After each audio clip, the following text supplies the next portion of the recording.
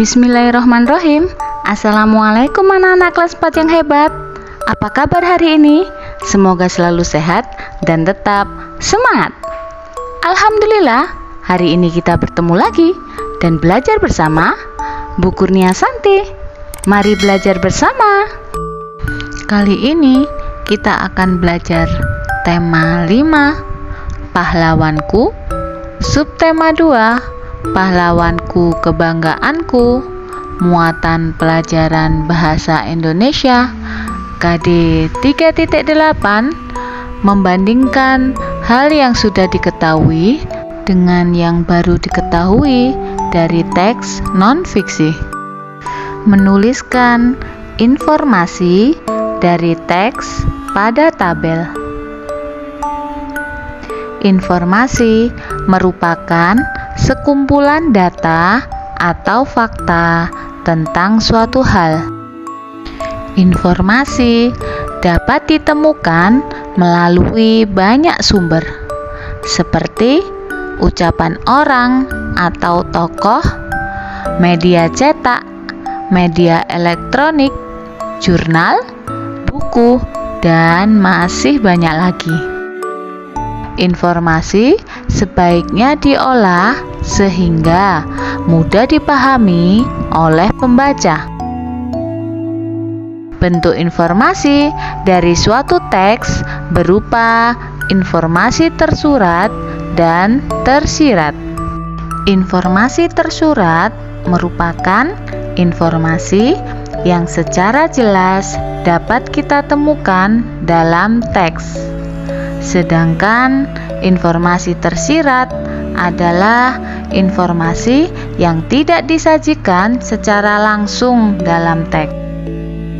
Untuk mendapatkan kedua jenis informasi tersebut, kita perlu membaca sebuah teks dengan cermat. Setelah menemukan beberapa informasi penting di dalam teks, kita dapat membuat catatan singkat mengenai hal-hal pokok yang dibicarakan. Catatan tersebut dapat disajikan sebagai informasi yang sudah diketahui dari teks. Agar lebih mudah diingat, catatan tersebut dapat disajikan dalam bentuk tabel. Semua informasi penting yang telah kita tulis di dalam tabel akan memudahkan kita saat menceritakan kembali isi teks yang telah kita baca tersebut. Selain semua informasi penting dari teks, kita dapat juga mengetahui informasi lainnya.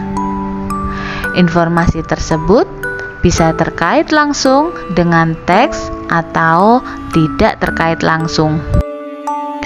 Menyajikan informasi dari tabel ke dalam tulisan. Sebelumnya, kita sudah mempelajari cara menuliskan informasi penting dari teks ke dalam bentuk tabel dengan bahasa yang singkat, jelas, dan mudah dipahami. Dalam bentuk tabel, informasi pokok tersebut menjadi lebih mudah diingat. Semua informasi penting tersebut juga dapat kita gunakan sebagai panduan dalam menuliskan kembali isi teks menggunakan bahasa sendiri. Sebelum mulai menuliskan kembali isi teks, bacalah terlebih dahulu informasi penting dalam tabel dengan seksama. Lalu, cobalah untuk mencari hubungan antara informasi yang satu dengan informasi yang lain. Setelah itu, kita dapat merangkai informasi-informasi tersebut ke dalam bentuk tulisan secara urut dengan menggunakan bahasa Indonesia yang baik dan benar. Menyampaikan informasi dari teks visual. Sebelumnya, kita telah belajar cara menuliskan informasi dari teks dalam tabel. Sekarang, kita akan mencoba menuliskan kembali informasi yang sudah kita ketahui dan yang ingin diketahui lebih lanjut dari sebuah teks visual. Teks visual terdiri atas gambar dan teks. Cara menuliskan informasi dari teks visual tidak berbeda dengan cara menuliskan informasi dari teks. Kita dapat menggunakan tabel untuk menyampaikan kembali informasi yang didapat setelah melihat gambar dan membaca teks visual tersebut. Dalam bentuk tabel, semua informasi penting menjadi lebih mudah untuk dipahami dan diingat. Berikut adalah contoh menyajikan informasi berdasarkan teks visual pada tabel. Kali ini kita akan membahas cara mempresentasikan informasi yang disajikan dalam peta pikiran. Informasi penting dari teks juga dapat kita tuliskan dalam bentuk peta pikiran. Peta pikiran berisi rangkuman penting yang memuat rangkuman dari inti bacaan. Dalam bentuk peta pikiran, semua informasi penting menjadi lebih jelas dan mudah dipahami. Inti bacaan yang sudah kita pahami dapat menjadi bahan untuk mempresentasikan isi bacaan. Sebelum mempresentasikannya, bacalah terlebih dahulu informasi penting pada peta pikiran dengan seksama. Setelah itu, barulah kita mempresentasikan secara urut dengan menggunakan bahasa Indonesia yang baik dan benar. Menemukan informasi. Dalam menemukan informasi, ada beberapa hal yang harus diperhatikan. Berikut ini adalah beberapa di antaranya. 1. Carilah informasi dari sumber terpercaya. Kita harus benar-benar memperhatikan valid atau tidaknya sumber informasi tersebut. Pilihlah informasi dari buku yang diterbitkan penerbit yang terdaftar, situs yang terpercaya, jurnal keluaran universitas ternama, atau koran ternama. 2. Buat daftar informasi yang ingin dicari.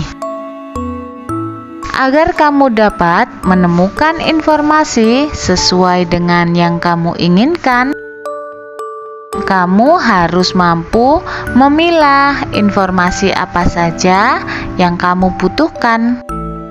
Untuk membantumu, buatlah daftar kebutuhan informasi dalam bentuk kalimat pertanyaan menggunakan adik Simbah. 3. Baca atau dengar informasi dengan cermat. Setelah menemukan artikel atau bacaan yang memuat informasi yang kamu butuhkan, kamu harus membaca atau mendengarnya dengan cermat. Berikut ini beberapa cara membaca dan mendengarkan informasi. 1. Membaca ekstensif.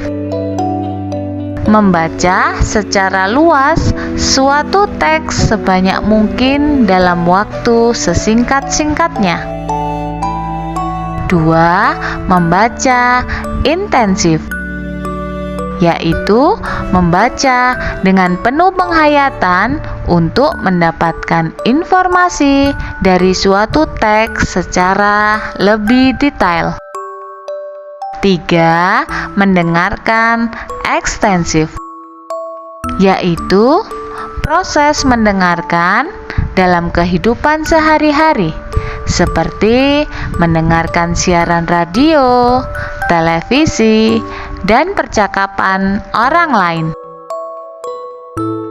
4. Mendengarkan intensif, yaitu proses mendengarkan yang dilakukan dengan sungguh-sungguh dengan konsentrasi tinggi untuk menangkap, memahami, dan mengingat informasinya.